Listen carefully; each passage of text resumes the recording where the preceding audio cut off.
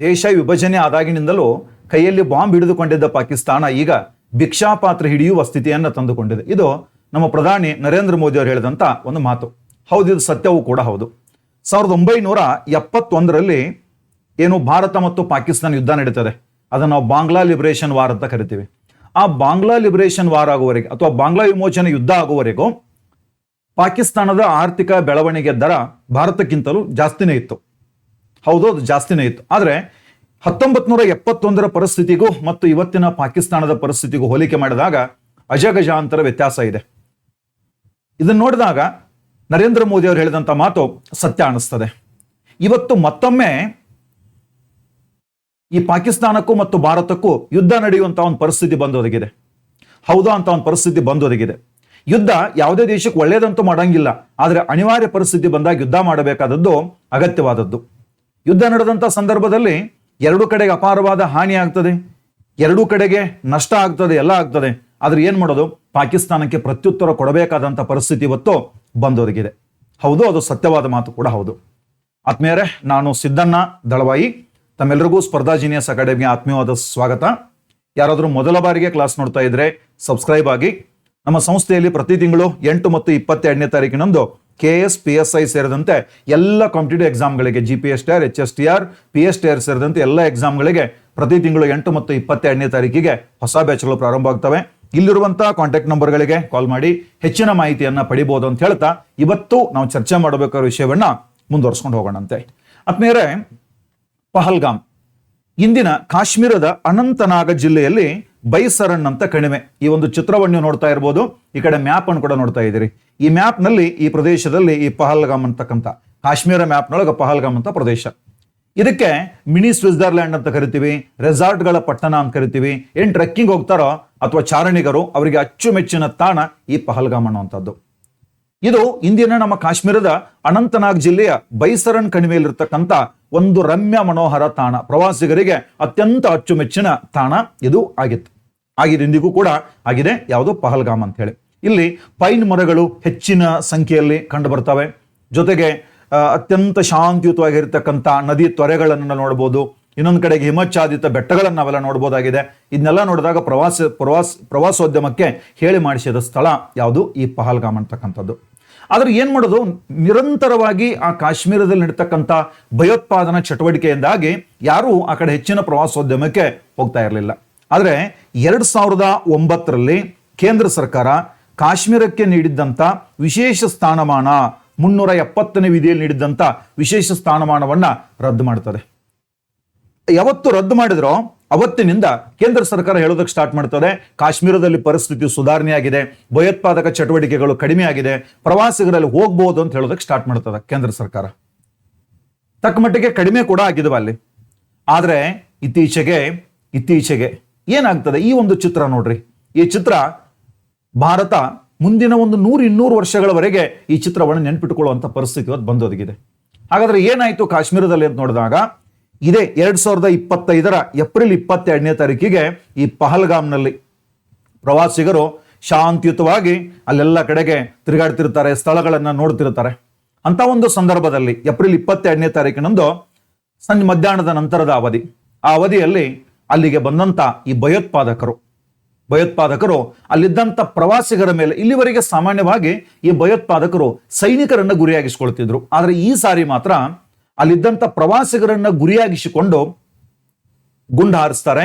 ಕನ್ನಡಿಗರು 2 ಜನ ಸೇರಿದಂತೆ ಒಟ್ಟು 27 ಜನ ಪ್ರವಾಸಿಗರ ಹತ್ಯೆ ಆಗ್ತದೆ. ಇದರಲ್ಲಿ ಒಬ್ಬ ಸ್ಥಳೀಯ ವ್ಯಕ್ತಿ ಕೂಡ ನಿಧನ ಹೊಂದ್ತಾರೆ. ಈ ಭಯೋತ್ಪಾದಕ ದಾಳಿ ನಡೀತದೆ. ದಾಳಿ ನಡೆದಾಗ LET ಅಂತಕ್ಕಂಥ ಒಂದು ಸಂಘಟನೆ, ಭಯೋತ್ಪಾದಕ ಸಂಘಟನೆ, ಲಷ್ಕರ್ ಎ ತೊಯ್ಬಾ ಅಂತ ಸಂಘಟನೆ, ಅದಕ್ಕೆ ಭಾರತದಲ್ಲಿ ನೆರವು ನೀಡುವಂತ TRF ಅನ್ನುವಂಥ ಸಂಘಟನೆ ಈ ಭಯೋತ್ಪಾದಕ ದಾಳಿಯ ಹೊಣೆಯನ್ನು ಹೊತ್ಕೊಂಡು ಇದು ನಿಜವಾಗಿಯೂ ಒಂದು ದೇಶದ ಮೇಲೆ, ಒಂದು ದೇಶದ ಜನರ ಮೇಲೆ ಕೈಗೊಳ್ಳಬಾರದಂತ ಅತ್ಯಂತ ಕೆಟ್ಟ ದಾಳಿ ಅಂತಂದ್ರೆ ಈ ಪಹಲ್ಗಾಮ್ ಮೇಲೆ ಕೈಗೊಂಡಿರ್ತಕ್ಕಂಥ ದಾಳಿಯಾಗಿದೆ. ಕೈಯಲ್ಲಿ ಯಾವುದೇ ಶಸ್ತ್ರಗಳಿರ್ಲಾರ್ದಂತ ಪ್ರವಾಸಕ್ಕೆ ಹೋಗಿರ್ತಕ್ಕಂಥ ಆ ದೇಶದ ಪ್ರಜೆಗಳ ಮೇಲೆ ಇವರು ಎರ್ರಾಬಿರಿಯಾಗಿ ಗುಂಡು ಹಾರಿಸ್ತಾರೆ. 27 ಜನರ ಪ್ರಾಣವನ್ನು ತೆಗೆದುಕೊಳ್ತಾರೆ ಅಂತಂದ್ರೆ ಯಾವುದೇ ಒಬ್ಬ ದೇಶದ ಪ್ರಜೆಯ ರಕ್ತ ಕುದಿಲೇಬೇಕು. ಎಂಥ ಒಂದು ಕಠಿಣ ಸಂದರ್ಭ ಬಂದರೂ ಕೂಡ ಅದನ್ನು ನಾವು ಎದುರಿಸ್ತೀವಿ ಅನ್ನುವಂಥ ಒಂದು ಮನಸ್ಥಿತಿ ಯಾವುದೇ ಒಬ್ಬ ದೇಶಭಕ್ತನಿಗೆ ಬರಲೇಬೇಕು. ಅಲ್ಲಿ ಚಿತ್ರಗಳನ್ನು ನಾವು ನೋಡ್ತಾ ಇದ್ದೀವಿ, ಎಷ್ಟು ಹೇಯವಾಗಿ, ಎಷ್ಟೊಂದು ಕ್ರೂರವಾಗಿ ಕೊಲ್ಲಾಗಿದೆ, ರಕ್ತಸಿಕ್ತವಾಗಿ ಬಿದ್ದಿರತಕ್ಕಂಥ ಶವಗಳನ್ನು ನೋಡ್ತೀವಿ.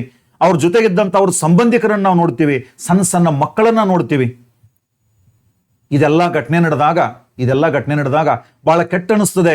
ಶತ್ರು ದೇಶದ ಮೇಲೆ ಇದೆಲ್ಲ ನಡೆಯೋದಕ್ಕೆ ಯಾರು ಕಾರಣ ಅಂತೇಳಿ ಇದಕ್ಕೆ ಯಾವ ತನಿಖೆ ಬೇಕಾಗಿಲ್ಲ, ಯಾವ ನ್ಯಾಯಾಲಯ ಹೇಳಬೇಕಾಗಿಲ್ಲ. ನಮ್ಮ ಕಣ್ಣು ಮುಂದೆನೇ ಇದೆ ನಮ್ಮ ನೆರೆಯ ರಾಷ್ಟ್ರ ಪಾಕಿಸ್ತಾನ. ಇದಕ್ಕೆ ಒಂದು ಎಲಿಟಿ ಅಂತ ಏನು ಸಂಘಟನೆ ಇದೆ, ಈ ಸಂಘಟನೆಯನ್ನು ಪೋಷಿಸಿ ಬೆಳೆಸ್ತಿರ್ತಕ್ಕಂಥ ದೇಶವೇ ಅದು. ಅದರ ಜೊತೆಗೆ ಇತ್ತೀಚೆಗೆ ಅಲ್ಲಿನ ಒಂದು ವಿದೇಶಾಂಗ ಸಚಿವಾಲಯದಿಂದ ಹೇಳಿಕೆ ಕೂಡ ಬರ್ತದೆ.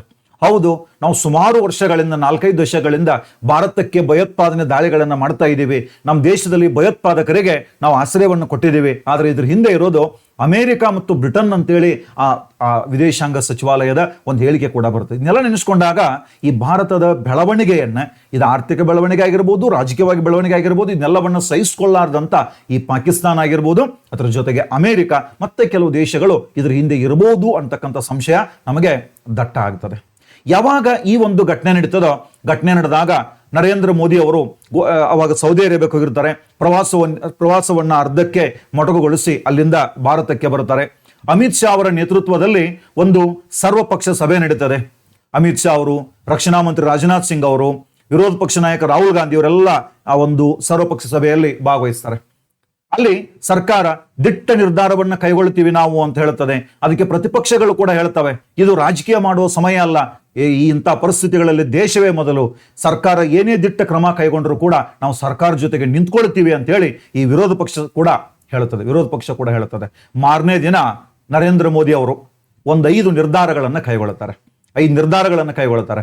ಒಂದು ಸೆಂಟೆನ್ಸ್ ಹೇಳಿದ್ದೆ, ಈ ವಿಡಿಯೋವನ್ನ ಪ್ರಾರಂಭಿಸುವ ಹೊತ್ತಿಗೆ ನಾನೊಂದು ಸೆಂಟೆನ್ಸ್ ಹೇಳಿದ್ದೆ. ಏನಂತ ಸೆಂಟೆನ್ಸು? ದೇಶ ವಿಭಜನೆ ಆದಾಗಿಲಿಂದಲೂ ಕೈಯಲ್ಲಿ ಬಾಂಬ್ ಹಿಡಿದುಕೊಂಡಿದ್ದಂಥ ಪಾಕಿಸ್ತಾನ ಇಂದು ಭಿಕ್ಷಾ ಪಾತ್ರೆ ಹಿಡಿದುಕೊಳ್ಳುವಂಥ ಸ್ಥಿತಿಗೆ ತಂದುಕೊಂಡಿದೆ, ತನ್ನನ್ನು ತಾನು ತಂದುಕೊಂಡಿದೆ ಅಂತ ನರೇಂದ್ರ ಮೋದಿ ಹೇಳಿದಂಥ ಮಾತು ಅದು ಸತ್ಯವೂ ಕೂಡ ಹೌದು.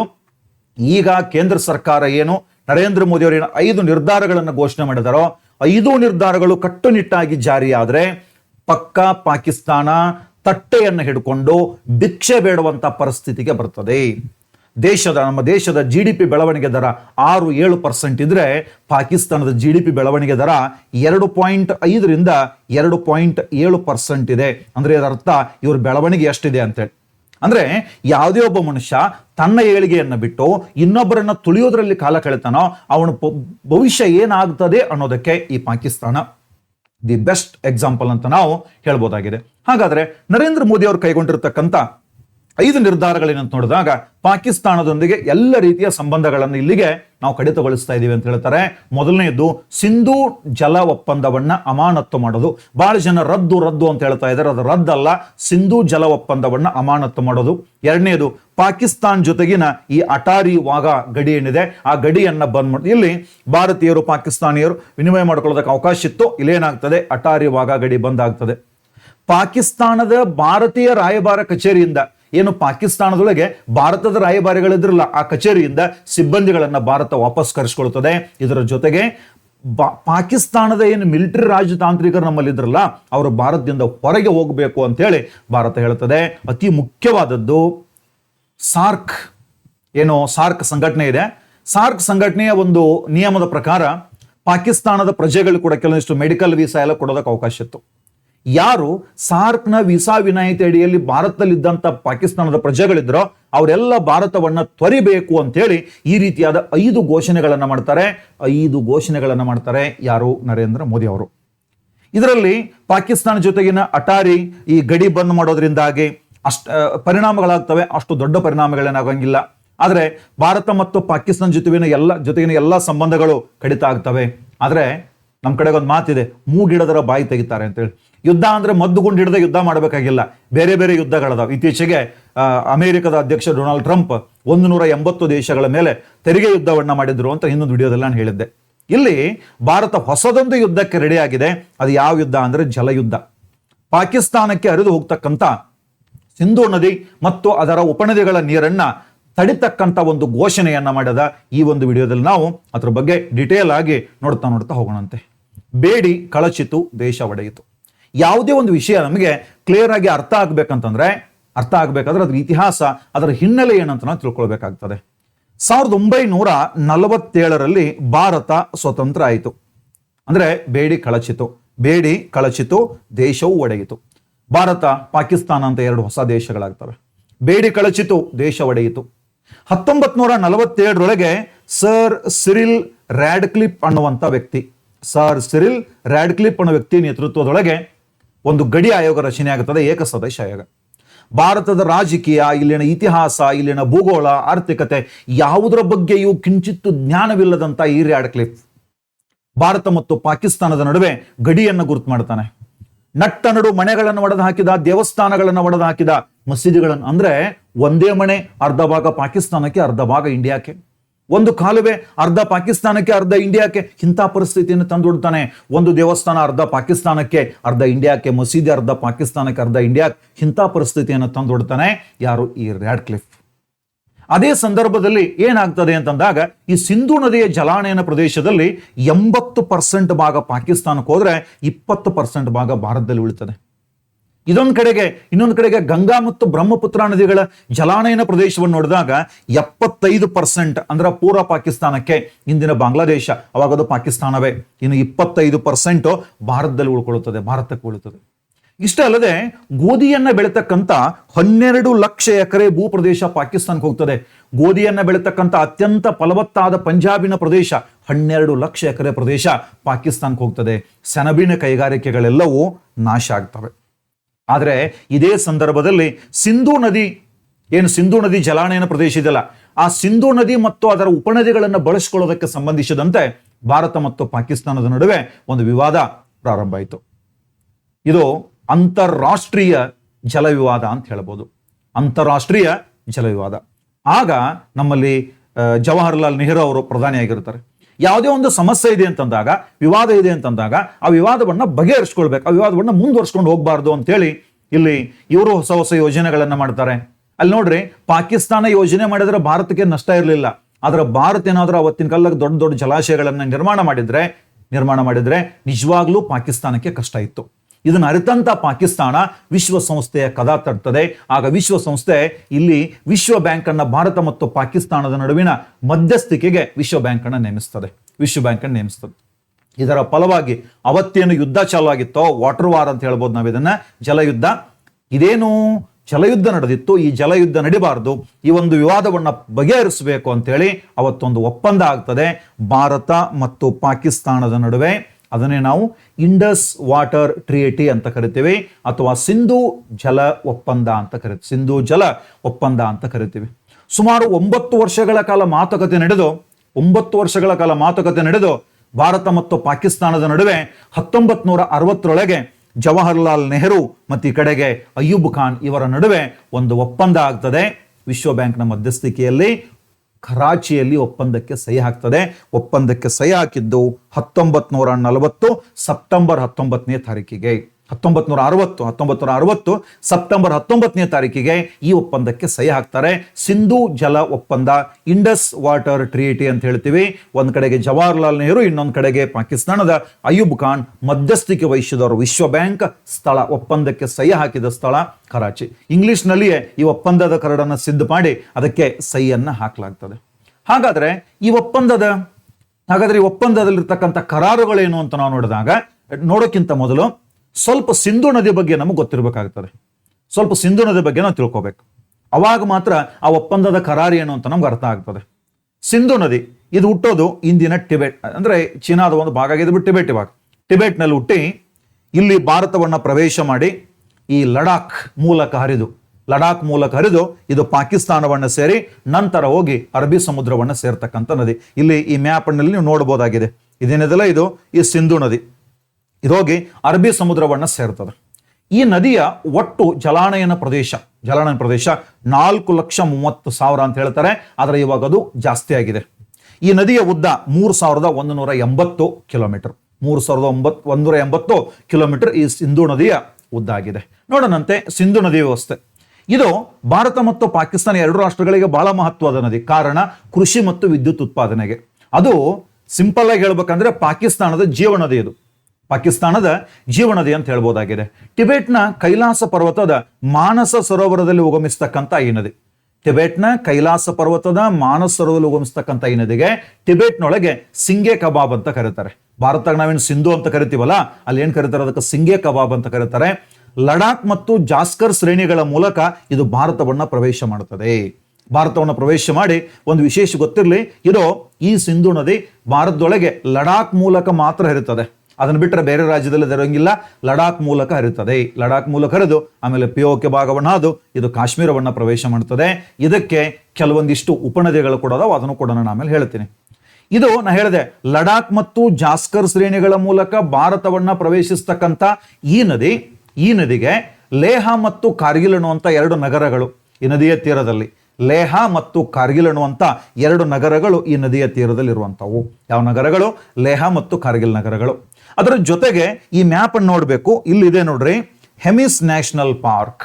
ಇಂದಿನ ಲಡಾಖ್ನೊಳಗೆ ಹೆಮಿಸ್ ನ್ಯಾಷನಲ್ ಪಾರ್ಕ್ ಅಂತಿದೆ. ಅದು ಸಿಂಧೂ ನದಿಯ ದಡದಲ್ಲಿ ಲಡಾಖ್ನಲ್ಲಿರುವಂಥ ಒಂದು ರಾಷ್ಟ್ರೀಯ ಉದ್ಯಾನವನ. ಯಾವುದು? Hemis national park. Hemis national park. ಇನ್ನು ಉಪನದಿಗಳನ್ನು ನೋಡಿದಾಗ ಬಲದಂಡೆ ಉಪನದಿಗಳು ಜಾಸ್ಕರ್, ಜಿಲಂ, ಚಿನಾಬ್, ರಾಬಿ, ಬಿಯಾಸ್, ಸಟ್ಲೇಜ್ ಅಂತೇಳಿ. ಎಡದಂಡೆ ಉಪನದಿಗಳು ಸಿಯಾಕ್, ಸ್ಕರ್ದು, ಗಿಲ್ಗಿಟ್, ರಿಂಗಿಟ್, ಗೋಮಲ್ ಮತ್ತು ಕುನಾರ್ ಅಂತೇಳಿ ಇವದಾವ. ಪ್ರಸ್ತುತ ಸಿಂಧೂ ನದಿಯ ಜಲಾನಯನ ಪ್ರದೇಶ 5,96,800 ಚದರ ಕಿಲೋಮೀಟರ್.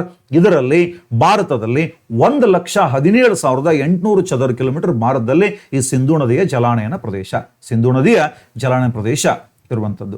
ಹಾಗಾದ್ರೆ ಈ ಒಪ್ಪಂದದ ಕರಾರುಗಳೇನಂತ ನೋಡಿದಾಗ ಈ ಮ್ಯಾಪ್ ಅನ್ನ ನೋಡಬೇಕು, ಜೊತೆಗೆ ಈ ಕಡೆ ಟೆಕ್ಸ್ಟ್ ಅನ್ನು ನೋಡ್ಬೇಕು, ನಾ ಹೇಳೋದನ್ನ ಕೇಳ್ಬೇಕು, ಅವಾಗ ಇದು ಈಜಿ ಅರ್ಥ ಆಗ್ತದೆ.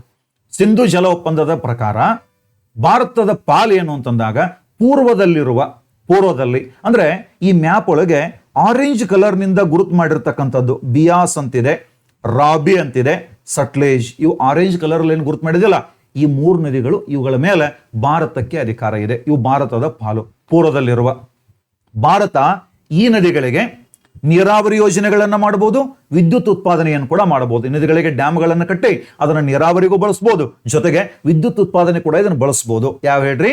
ಬಿಯಾಸ್, ರಾಬಿ, ಸಟ್ಲೇಜ್ ಅಂತೇಳಿ. ಇಲ್ಲಿ ಒಟ್ಟು ಭಾರತಕ್ಕೆ 34 ಲಕ್ಷ ಎಕರೆ ಅಡಿ, ಈ ಡಾಟಾ ನೆನ್ಪಿಟ್ಕೊಂಡ್ರೆ ಒಂದು ಇಮೇಜ್ ಅನ್ನ ತೋರಿಸ್ತೀನಿ ನಿಮ್ಗೆ. 34 ಲಕ್ಷ ಎಕರೆ ಅಡಿ ಇಷ್ಟು ನೀರನ್ನ ಸಂಗ್ರಹಿಸೋದಕ್ಕೆ ನಮಗೆ ಅವಕಾಶ ಇದೆ. ಅಂದ್ರೆ ಈ ಒಪ್ಪಂದದಲ್ಲಿ ನಮಗೆ ಅವಕಾಶ ಇದೆ. ಸಿಂಧು ನದಿ ವ್ಯವಸ್ಥೆ ಒಟ್ಟು ನೀರಿನಲ್ಲಿ ಭಾರತದ ಪಾಲು 20% ನಷ್ಟಿದೆ. ಒಟ್ಟು ಫಸ್ಟ್ ಕೂಡ ಹೇಳಿದೆ ಅದನ್ನು ನಾನು. ಇದರಲ್ಲಿ ಭಾರತದ ಪಾಲು ಎಷ್ಟಿದೆ? 20% ಅಂತ ಹೇಳಿದೆ. ಹಾಗಾದ್ರೆ ಎಷ್ಟು ಪ್ರಮಾಣ ಅಂದ್ರೆ 33 ಕೋಟಿ ಎಕರೆ ಅಡಿ. ಹಾಗಾದ್ರೆ 1 ಎಕರೆ ಅಡಿ ಅಂದ್ರೆ ಏನಂತಂದ್ರೆ ಈ ಚಿತ್ರವನ್ನ ನೋಡ್ಬೇಕು ನೀವು. 1 ಎಕರೆ ಅಡಿ ಅಂತಂದ್ರೆ ನಾನು ಹೇಳಿದೆ 3.3 ಕೋಟಿ ಎಕರೆ ಅಡಿ ಅಂತ ಹೇಳಿದೆ ನಾನು. ಹಾಗಾದ್ರೆ 1 ಎಕರೆ ಅಡಿ ಅಂತ ಎಷ್ಟಂದ್ರೆ ನಿಮಗೆ ಐಡಿಯಾ ಗೊತ್ತಾಗ್ತದೆ. ಇದೇನಿದೆ? ಒಂದು ಎಕರೆ. ಇದು 1 ಎಕರೆ ಅಂತಂದ್ರೆ 660 ಫೀಟ್ ಉದ್ದ, 66 ಫೀಟ್ ಅಗಲ ಇರ್ತದೆ. ಈ 1 ಎಕರೆಯಲ್ಲಿ 1 ಅಡಿಯಷ್ಟು ಎತ್ತರ ನೀರು ನಿಲ್ಲಿಸಿದ್ರೆ ಇದನ್ನ ನಾವೇನಂತ ಕರಿತೀವಿ? 1 ಎಕರೆ ಅಡಿ ಅಂತ ಕರಿತೀವಿ. ಇದೆಷ್ಟಾಗ್ತದೆ? 1223.48 ಕ್ಯೂಬಿಕ್ ಅಡಿ. ಓಕೆ, ಘನ ಅಡಿ ಅಂತೇಳಿ ನಾವು ಹೇಳ್ಬೋದು. ಹಾಗಾದ್ರೆ ಭಾರತಕ್ಕೆ ಈ ಸಿಂಧೂ ನದಿಯಲ್ಲಿರತಕ್ಕಂಥ ಒಟ್ಟು ನೀರಿನಲ್ಲಿ ಎಷ್ಟು ನೀರನ್ನು ಬಳಸ್ಕೊಳ್ಬಹುದು ಅಂತಂದ್ರೆ 3.3 ಕೋಟಿ ಎಕರೆ ಅಡಿ ನೀರನ್ನು ಭಾರತ ಬಳಸ್ಕೊಳ್ಬಹುದಾಗಿದೆ.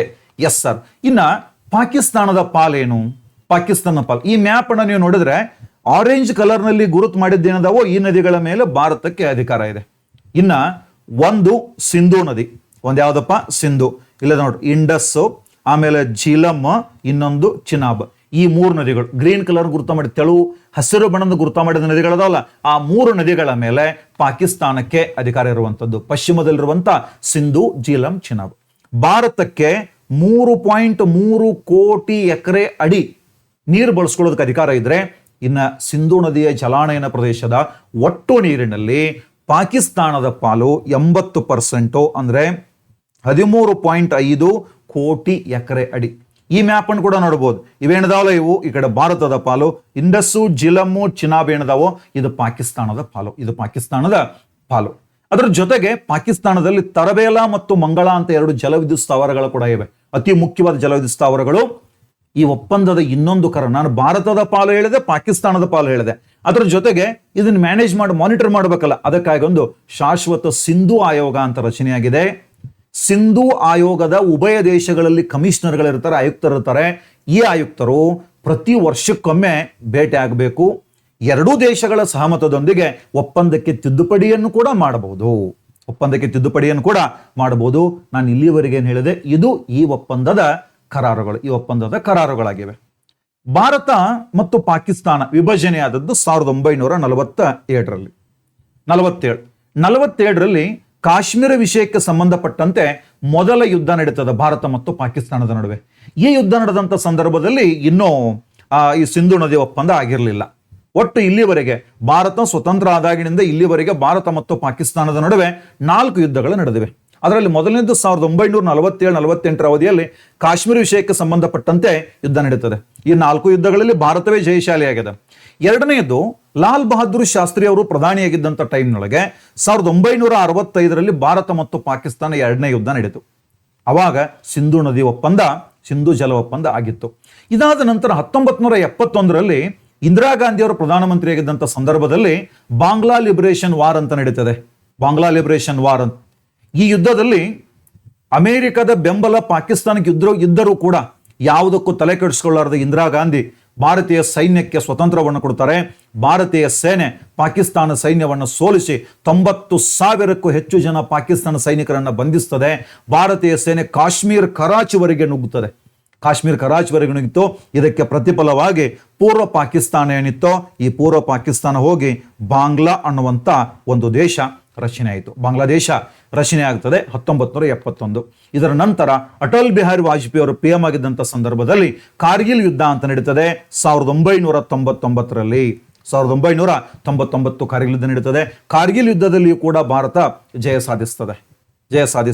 ಇದಾದ ನಂತರ 2001ರಲ್ಲಿ ದೆಹಲಿಯ ಸಂಸತ್ ಭವನದ ಮೇಲೆ ಅಧಿವೇಶನ ನಡೆದಂಥ ಸಂದರ್ಭದಲ್ಲಿ ದೆಹಲಿಯ ಸಂಸತ್ ಭವನದ ಮೇಲೆ ದಾಳಿ ಆಗ್ತದೆ. ಅಫ್ಜಲ್ ಖಾನ್ ಅನ್ನುವಂಥವನ ನೇತೃತ್ವದ ತಂಡ ದಾಳಿ ಮಾಡ್ತದೆ. ನಂತರ ಅಫ್ಜಲ್ ಖಾನ್ಗೆ ಇದು ಚರ್ಚೆಯಾಗಿ ಭಾರತದಲ್ಲಿ ಗಲ್ಲಿ ಕೂಡ ಏರಿಸಲಾಯಿತು. ಪ್ರಣಬ್ ಮುಖರ್ಜಿ ಅವರು ರಾಷ್ಟ್ರಪತಿಯಾಗಿದ್ದಂಥ ಸಂದರ್ಭದಲ್ಲಿ. ಅವತ್ತು ರಾಜಕೀಯ ನಾಯಕರು ಇವತ್ತಿನ ರಾಜಕೀಯ ನೆನೆಸ್ಕೊಳ್ಳೋದು ಕೂಡ ಆಗಂಗಿಲ್ಲ.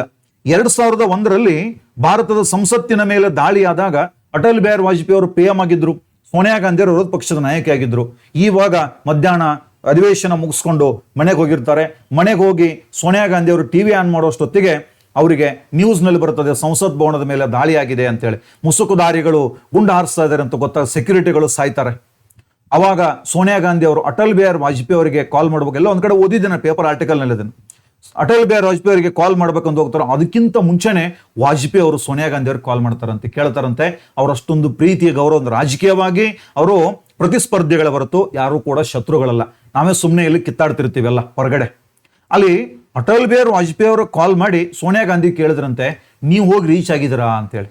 ಅವಾಗ ಸೋನಿಯಾ ಗಾಂಧಿ ಅವ್ರು ಕೇಳ್ತಾರಂತೆ, ನೀವು ಹೋಗಿ ಸೇಫಾಗಿ ರೀಚ್ ಆಗಿರಂತ ಅವ್ರು ಕೇಳ್ತಾರೆ. ಆ ರೀತಿಯಾದ ಒಂದು ಸಂಬಂಧ ಅವ್ರಲ್ಲಿತ್ತು. ಆದರೆ ಈ ಭಾರತ ಸಂಸತ್ ಮೇಲೆ ದಾಳಿ ಆಯಿತು 2001ರಲ್ಲಿ. ಇದಾದ ನಂತರ 2008ರಲ್ಲಿ ಮುಂಬೈನ ತಾಜ್ ಹೋಟೆಲ್ ಮೇಲೆ ಛತ್ರಪತಿ ಶಿವಾಜಿ ಟರ್ಮಿನಸ್ ಏನು ರೈಲ್ವೆ ಸ್ಟೇಷನ್ ಮೇಲೆ ಎರ್ರಾಬಿರಿಯಾಗಿ ಗುಂಡಿನ ದಾಳಿಯನ್ನು ಮಾಡಲಾಗ್ತದೆ. ತಾಜ್ ಹೋಟೆಲ್ನಲ್ಲಿ ಭಾರತದ ಎಷ್ಟೋ ಜನ ವ್ಯಕ್ತಿಗಳನ್ನ ಒತ್ತೆಯಾಳಾಗಿಟ್ಟುಕೊಳ್ಳಾಯಿತು. ಹೇಮಂತ್ ಕರ್ಕರೆ ಮುಂತಾದ ಎಷ್ಟೋ ಜನ ಪೊಲೀಸರು ಕೂಡ ಹೇಮಂತ್ ಕರ್ಕರೆ ಅಲ್ಲ, ಸಂದೀಪ್ ಉನ್ನಿಕೃಷ್ಣನ್ ಮುಂತಾದ ಎಷ್ಟೋ ಜನ ಪೊಲೀಸರು ಕೂಡ ನಿಧನ ಹೊಂತಾರೆ. ಇವೆಲ್ಲ ಘಟನೆಗಳು ನಡೀತವೆ. ಇದಾದ ನಂತರ ಇತ್ತೀಚಿನ ದಿನಗಳಲ್ಲಿ ಸುಮಾರು 5-6 ವರ್ಷಗಳ ಹಿಂದೆ 2019ರಲ್ಲಿ ಫೆಬ್ರವರಿ 14ನೇ ತಾರೀಕಿನಂದು ಇದೇ ಕಾಶ್ಮೀರದ ಪುಲ್ವಾಮಾನಲ್ಲಿ CRPF ಯೋಧರ ಮೇಲೆ ಆತ್ಮಾಹುತಿ ದಾಳಿ ಆಗ್ತದೆ. ಅವ್ರು ಹೋಗ್ತಿರ್ತಕ್ಕಂಥ ಬಸ್ಗೆ ಒಂದು ವೆಹಿಕಲ್ ಬಂದು ಡಿಕ್ಕಿ ಹೊಡಿತದೆ. ಅದರಲ್ಲಿ 300 kg RDX ಇತ್ತಂತೆ, ಅದು ಸ್ಫೋಟ ಆಗ್ತದೆ. 40ಕ್ಕೂ ಹೆಚ್ಚು ಜನ CRPF ಯೋಧರು ಸತ್ರು. ಇಂದಿಗೂ ಕೂಡ ಆ ವಾಹನ ಎಲ್ಲಿಂದ ಬಂತು ಅಂತ ಗೊತ್ತಾಗಿಲ್ಲ. RDX ಅಷ್ಟೊಂದು ಎಲ್ಲಿಂದ ತಂದ್ರು ಅಂತ ಕೂಡ ಇಂದಿಗೂ ಗೊತ್ತಾಗಿಲ್ಲ. ಆದ್ರೆ ಇಷ್ಟೆಲ್ಲ ಭಾರತ ಮತ್ತು ಪಾಕಿಸ್ತಾನದ ನಡುವೆ ಎಲ್ಲ ನಡೆದ್ರು ಕೂಡ ಹಿಂದೆ ಎಂದೂ ಕೂಡ ಸಿಂಧು ಜಲ ಒಪ್ಪಂದವನ್ನ ರದ್ದು ಮಾಡುವಂತ ಕಾರ್ಯಕ್ಕೆ ಭಾರತ ಮುಂದಾಗಿರಲಿಲ್ಲ. ಮೊಟ್ಟ ಮೊದಲ ಬಾರಿಗೆ 65 ವರ್ಷಗಳ ಇತಿಹಾಸದಲ್ಲಿ ಮೊಟ್ಟ ಮೊದಲ ಬಾರಿಗೆ ಸಿಂಧು ಜಲ ಒಪ್ಪಂದವನ್ನ ಭಾರತ ಅಮಾನತ್ನಲ್ಲಿಟ್ಟಿದೆ. ಇಂಡಸ್ ವಾಟರ್ಸ್ ಟ್ರೀಟಿ ಸಸ್ಪೆನ್ಷನ್, ಇದು ರದ್ದಲ್ಲ. ಇದು ಏನ್ ಮಾಡಿದೆ, ನೀರನ್ನ ತಡಿತೀವಿ ಅಂತ ಹೇಳಿದೆ. ನೀರನ್ನ ತಡೆದಂತ ನೀರನ್ನ ಬಿಟ್ಟದ್ದಕ್ಕಾಗಿ ಪಾಕಿಸ್ತಾನದ ಕೆಲವು ಕಡೆಗೆ ಪ್ರವಾಹ ಕೂಡ ಆಗ್ಯದ. ಇದು ಒಂದು ರೀತಿಯಲ್ಲಿ ಬುದ್ಧಿ ಕಲಿಸ್ಬೇಕಂದ್ರೆ ಇಂಥ ಕೆಲವಷ್ಟು ತಂತ್ರಗಳನ್ನ ಮಾಡ್ಬೇಕಂತ ಹೇಳಿದೆ. ಮಗುವಿನ ಮೂಗು ಹಿಡಿದ್ರೆ ಅದು ಬಾಯಿ ತೆಗಿತದ. ಇಲ್ಲೂ ಕೂಡ ಅದೇ, ಯುದ್ಧ ಮಾಡ್ಬೇಕಂದ್ರೆ ನೇರವಾಗಿ ಯುದ್ಧ ಮಾಡಬೇಕು ಅಂತೇನಿಲ್ಲ, ಅನಿವಾರ್ಯ ಇದ್ರೆ ಮಾಡ್ಬೇಕು, ಆದ್ರೆ ಇಂಥ ಯುದ್ಧಗಳನ್ನು ಕೂಡ ಮಾಡಬಹುದಾಗಿದೆ. ಮೊಟ್ಟ ಮೊದಲ ಬಾರಿಗೆ ಈ ಸಿಂಧೂ ಜಲ ಒಪ್ಪಂದ ಅಮಾನತ್ತಾಗಿದೆ. ಹಾಗಾದ್ರೆ ಇದರಿಂದ ಪಾಕಿಸ್ತಾನದ ಮೇಲೆ ಏನೇನು ಪರಿಣಾಮ ಆಗ್ತಾವ ಅಂತ ನೋಡೋಣ. ಮೊದಲನೆಯದ್ದು, ಭಾರತ ಸರ್ಕಾರ ಏನ್ ಹೇಳ್ತದೆ ಗೊತ್ತಾ? ಭಾರತ ಸರ್ಕಾರ ಏನ್ ಹೇಳ್ತದೆ, ರಕ್ತ ಮತ್ತು ನೀರು ಒಂದೇ ಸಮಯದಲ್ಲಿ ಹರಿಯಲು ಸಾಧ್ಯವಿಲ್ಲ. ಅಂದ್ರೆ ಭಾರತೀಯರ ರಕ್ತವನ್ನ ಹರಿಸಿದಿರಿ ಅಂತಂದ ಮೇಲೆ ನಾವು ನಿಮಗೆ ನೀರು ಹರಿಸಂಗಿಲ್ಲ ಅಂತ ಹೇಳ್ತಾರೆ. ರಕ್ತ ಮತ್ತು ನೀರು ಒಂದೇ ಸಮಯದಲ್ಲಿ ಹರಿಯಲು ಸಾಧ್ಯವಿಲ್ಲ, ಅದಕ್ಕೆ ನಾವೇನ್ ಮಾಡ್ತೀವಿ, ನೀರನ್ನು ನಿಲ್ಲಿಸ್ತೀವಿ ಅಂತ ಹೇಳ್ತಾರೆ. ಆದ್ರೆ ಈ ಪಾಕಿಸ್ತಾನ ಏನೈತಿಲ್ಲ, ಪಾಕಿಸ್ತಾನಕ್ಕೆ ಸಿಂಧೂ ಕಣಿವೆಯ ನದಿಗಳೇ ಜೀವನಾಡಿ. ಕೃಷಿ, ಜಲವಿದ್ಯುತ್ತು, ಕೈಗಾರಿಕೆ, ಕುಡಿಯುವ ನೀರು ಎಲ್ಲದಕ್ಕೂ ಇದೇ ಅತಿ ಮುಖ್ಯವಾಗಿರ್ತಕ್ಕಂಥದ್ದು ಸಿಂಧೂ ನದಿ ನೀರಿನ ಆಕಾರ. ಪಾಕಿಸ್ತಾನದ ಕೃಷಿ ಏನಿದೆನೋ ಅದು 70% ಸಿಂಧೂ ನದಿಯನ್ನ ಆಧರಿಸಿದೆ. ಅಂದ್ರೆ ಸಿಂಧೂ ನದಿ ವ್ಯವಸ್ಥೆಯನ್ನು ಆಧರಿಸಿದೆ, 70% ನದಿಯನ್ನ ಆಧರಿಸಿದೆ. ಈಗ ಒಂದು ವೇಳೆ ಭಾರತ ತನ್ನ ಇಲ್ಲೇನು ನೀರು ಹರಿದು ಹೋಗ್ತದಲ್ಲ ಸಿಂಧೂ ನದಿ ಉಪನದಿಗಳಿಂದ, ಆ ನೀರನ್ನು ನಿಲ್ಲಿಸಿದ್ರೆ ಏನಾಗ್ತದೆ, ಪಾಕಿಸ್ತಾನದಲ್ಲಿ ನೀರು ಮತ್ತು ಆಹಾರದ ಕೊರತೆ ಆಗ್ತದೆ. ಭವಿಷ್ಯದಲ್ಲಿ ಪಾಕಿಸ್ತಾನದ 80% ಕೃಷಿ ಭೂಮಿ ಬರಡಾಗ್ತದೆ. 80% ಕೃಷಿ ಭೂಮಿ ಬರಡಾಗ್ತದೆ. ಒಂದು ವೇಳೆ ಭಾರತ ನೀರನ್ನು ನಿಲ್ಲಿಸಿದ್ರೆ, ಅದು ನಿಲ್ಲಿಸೋದಷ್ಟು ಈಸಿ ಇಲ್ಲ, ಅದನ್ನು ಕೂಡ ಆಮೇಲೆ ಹೇಳ್ತೇನೆ. ಮೂರನೆಯದು, 1.60 ಕೋಟಿ ಹೆಕ್ಟೇರ್ ಕೃಷಿ ಭೂಮಿಯಲ್ಲಿ ಪ್ರಸ್ತುತ ಬೆಳೆದಿರ್ತಕ್ಕಂಥ ಕಬ್ಬು, ಭತ್ತ, ಹತ್ತಿ ಬೆಳೆ ಎಲ್ಲ ನಾಶ ಆಗ್ತದೆ. ಕೃಷಿಯನ್ನೇ ಅವಲಂಬಿಸಿರೋ ಪಾಕಿಸ್ತಾನದ ಜನಸಂಖ್ಯೆ 50%. ಇಷ್ಟೆಲ್ಲ ಆದ್ರೆ ಆ 50% ಜನರ ಪರಿಸ್ಥಿತಿ ಏನಾಗಬಾರದು. ಇದಕ್ಕೆಲ್ಲ ಭಾರತ ಹೊಣೆಯಲ್ಲ, ಇದಕ್ಕೆ ಪಾಕಿಸ್ತಾನ ಸರ್ಕಾರವೇ ಹೊಣೆ. ನಮ್ಮ ದೇಶದ ಜನಸಾಮಾನ್ಯರ ಜೀವ ಅವರು ತೆಗೆದಿರುವಾಗ ಅದಕ್ಕೆ ಪ್ರತ್ಯುತ್ತರವಾಗಿ ಸರ್ಕಾರ ಈ ಕ್ರಮ ಕೈಗೊಳ್ತಾ ಇದೆ ಹೊರತು ಭಾರತವೇ ಮುಂದಾಗಿ ಅಲ್ಲಿ ಜನರಿಗೆ ತೊಂದರೆ ಮಾಡುವಂತ ಕೆಲಸವನ್ನ ಮಾಡಿಲ್ಲ. ಪಾಕಿಸ್ತಾನದ GDPಗೆ ಕೃಷಿಯ ಕೊಡುಗೆ 25%. ಅಂದ್ರೆ ನೋಡ್ರಿ, ಒಂದು ವೇಳೆ ನೀರನ್ನು ಸಂಪೂರ್ಣ ತಡೆದು ನಿಲ್ಲಿಸಿದ್ರೆ ಈಗಾಗಿರ್ಬೋದು, ಮುಂದಿನ ದಿನಗಳಲ್ಲಿ ಪಾಕಿಸ್ತಾನದ GDPಗೆ ಎಷ್ಟು ದೊಡ್ಡ ಹೊಡೆತ ಕೊಡುತ್ತದೆ ಅಂತ ಹೇಳಿ. ಪಾಕಿಸ್ತಾನದಲ್ಲಿ ನೀರಿನ ಅಭಾವ ಉಂಟಾದ್ರೆ, ಭಾರತ ಸಂಪೂರ್ಣ ನೀರನ್ನು ನಿಲ್ಲಿಸಿದ್ರೆ 70% ಗ್ರಾಮೀಣ ಜನರ ಜೀವನನೇ ಮುರಾಬಟ್ಟೆ ಆಗ್ತದೆ. ಜಲವಿದ್ಯುತ್ ಉತ್ಪಾದನೆ ಮಾಡೋದಕ್ಕಾಗಂಗಿಲ್ಲ, ಕೈಗಾರಿಕೆಗಳಿಗೆ ಹೊಡೆತ ಬೀಳುತ್ತದೆ. ಪಾಕಿಸ್ತಾನದ ಒಟ್ಟು ಜನಸಂಖ್ಯೆಯಲ್ಲಿ 21 ಕೋಟಿ ಜನಸಂಖ್ಯೆ ಸಿಂಧೂ ನದಿ ಜಲಾನಯನ ಪ್ರದೇಶದಲ್ಲಿ ವಾಸ ಮಾಡ್ತಾ ಇದ್ದಾರೆ. ಅಂದ್ರೆ ನೀರು ನಿಲ್ಲಿಸಿದರ ಪರಿಸ್ಥಿತಿ ಏನಾಗ್ಬೋದು.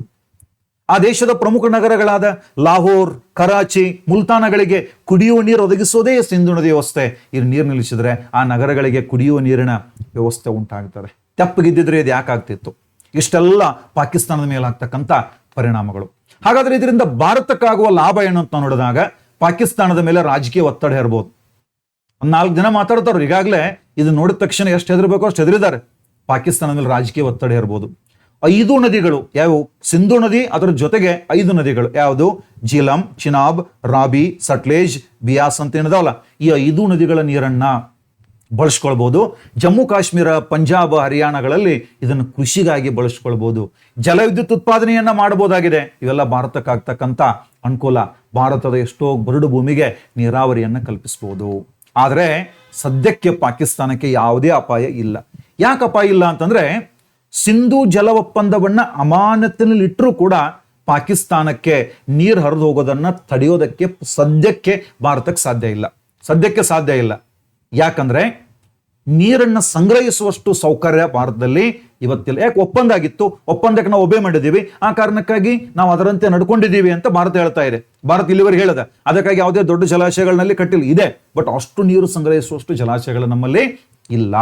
ನೆಕ್ಸ್ಟ್, ಸದ್ಯಕ್ಕೆ 5-10% ಪ್ರಮಾಣದ ನೀರನ್ನು ಮಾತ್ರ ತಡೆಯಬಹುದು. ಆ ಕಾರಣಕ್ಕಾಗಿ ಸದ್ಯಕ್ಕೆ ಪಾಕಿಸ್ತಾನಕ್ಕೆ ಯಾವುದೇ ಅಪಾಯ ಇಲ್ಲ. ಆದರೆ ಭವಿಷ್ಯದಲ್ಲಿ ಅಪಾಯ ಮಾತ್ರ ತಪ್ಪಿದ್ದಲ್ಲ ಅನ್ನೋದು ಪಾಕಿಸ್ತಾನ ಕೂಡ ಗೊತ್ತಿದೆ. ಪಾಕಿಸ್ತಾನಕ್ಕೆ ಹಾಗಾದ್ರೆ ಮುಂದಿನ ದಾರಿ ಏನು? ಈಗಾಗಲೇ ಪಾಕಿಸ್ತಾನದ ವಾಟರ್ ರಿಸೋರ್ಸ್ ಡಿಪಾರ್ಟ್ಮೆಂಟ್ ಏನ್ ಹೇಳಿದೆ ಗೊತ್ತಾ? ಸಿಂಧೂ ಜಲ ಒಪ್ಪಂದ ಅಮಾನತ್ನಲ್ಲಿಡುವುದು ಯುದ್ಧ ಕೃತ್ಯ ಅಂತ ಹೇಳಿದದು. ಅಂದ್ರೆ ಸಿಂಧು ಜಲ ಒಪ್ಪಂದ ಏನಿದೆಲ್ಲ, ಇದನ್ನ ಅಮಾನತ್ನಲ್ಲಿಡೋದು ಇದು ಯುದ್ಧ ಕೃತ್ಯ, ಇದೊಂಥರ ಯುದ್ಧಕ್ಕೆ ಸಮ ಅಂತ ಹೇಳದ. ಇಷ್ಟು ಹೇಳದಂದ್ರೆ ಅದು ಏನ್ ಮಾಡ್ಬೋದು ಮುಂದೆ? ನೇರವಾಗಿ ಅಂತ ಏನೋ ಮಾಡೋಕ್ಕಾಗಲ್ಲ. ಅಂತಾರಾಷ್ಟ್ರೀಯ ಸಮುದಾಯದ ಮೊರೆ ಹೋಗೋದು. ಅವ್ರು ಇವ್ರ ಕಡೆ ಹೋಗಿ ನಮ್ಗೆ ಹಿಂಗೆ ಮಾಡಿದ್ರು, ಇಂಡಿಯಾದವ್ರು ಹಿಂಗೆ ಮಾಡ್ಬೇಕು ಕಾರಣ ಯಾರಪ್ಪ? ಕಾರಣ ನೀವೇ ಹೌದಿಲ್ಲೋ? ಜೊತೆಗೆ ವಿಶ್ವ ಬ್ಯಾಂಕು, ವಿಶ್ವಸಂಸ್ಥೆ ನೆರವು ಕೇಳೋದು, ಅದನ್ನು ಬಿಟ್ಟು ಇನ್ನೇನೈತೆ ಆ ದೇಶಕ್ಕೆ? ಯಾರ ಜೊತೆ ವಿಶ್ವಾಸವನ್ನು ಉಳಿಸ್ಕೊಂಡಿಲ್ಲ. ಅಮೇರಿಕಾ, ಚೀನಾ, ಯುರೋಪಿಯನ್ ಒಕ್ಕೂಟದ ಸಹಾಯವನ್ನು ಕೇಳೋದು, ಇದನ್ನು ಬಿಟ್ಟರೆ ಬ್ಯಾರೆ ದಾರಿ ಅಂತ ಅವಕ್ಕೆ ಆ ದೇಶಕ್ಕೆ ಇಲ್ಲವೇ ಇಲ್ಲ.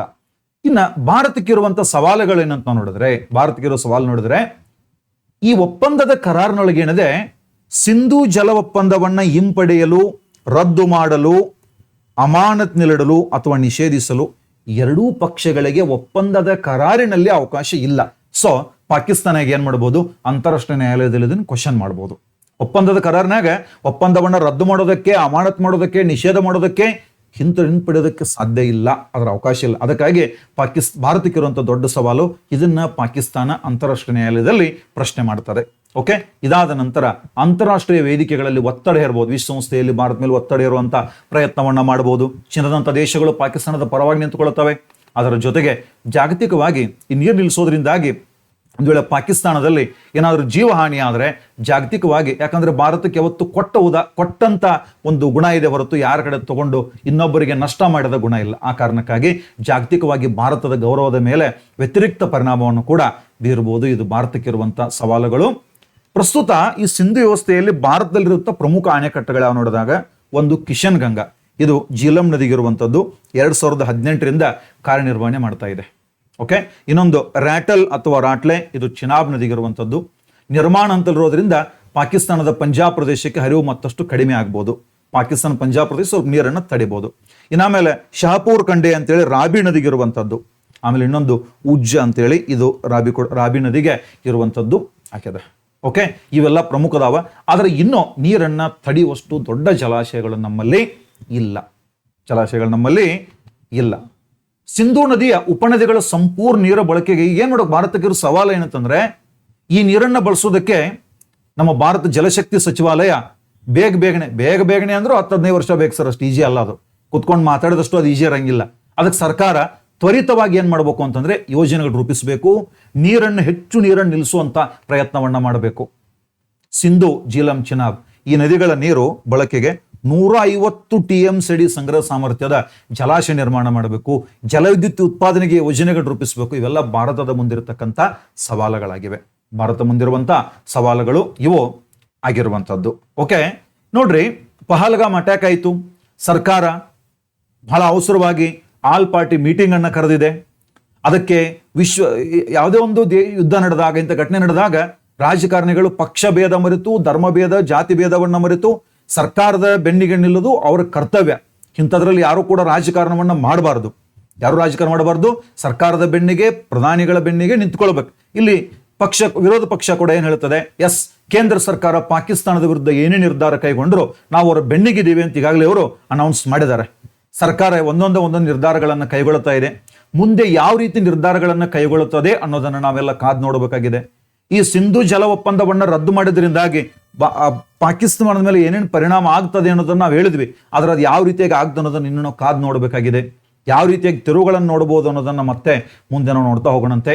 ಆತ್ಮೀಯರೇ, ಇಲ್ಲಿಯವರೆಗೆ ಈ ವಿಡಿಯೋವನ್ನು ವೀಕ್ಷಿಸಿದ್ದಕ್ಕಾಗಿ ತಮ್ಮೆಲ್ಲರಿಗೂ ಧನ್ಯವಾದಗಳನ್ನು ತಿಳಿಸ್ತಾ, ಯಾರಾದರೂ ಮೊದಲ ಬಾರಿಗೆ ನಮ್ಮ ಚಾನಲ್ ನೋಡಿದರೆ ಸಬ್ಸ್ಕ್ರೈಬ್ ಆಗಿ, ಜೊತೆಗೆ ಈ ವಿಡಿಯೋ ಇಷ್ಟ ಆಗಿದ್ರೆ ಲೈಕ್ ಮಾಡಬೇಕು, ಜೊತೆಗೆ ನಿಮ್ಮ ಸ್ನೇಹಿತರಿಗೆ ಶೇರ್ ಮಾಡ್ರಿ. ನಿಮ್ಮ ಅಭಿಪ್ರಾಯವನ್ನ ಕಮೆಂಟ್ ಮೂಲಕ ತಿಳಿಸಿದ್ರೆ ಮುಂದಿನ ವಿಡಿಯೋಗಳಲ್ಲಿ ಮತ್ತಷ್ಟು ಸುಧಾರಣೆಗಳನ್ನು ಮಾಡ್ಕೊಳ್ಬೋದು ಅಂತ ಹೇಳ್ತಾ ಈ ವಿಡಿಯೋವನ್ನು ಇಲ್ಲಿಗೆ ಮುಗಿಸ್ತಾ ಇದ್ದೀನಿ. ತಮ್ಮೆಲ್ಲರಿಗೂ ನಮಸ್ಕಾರ.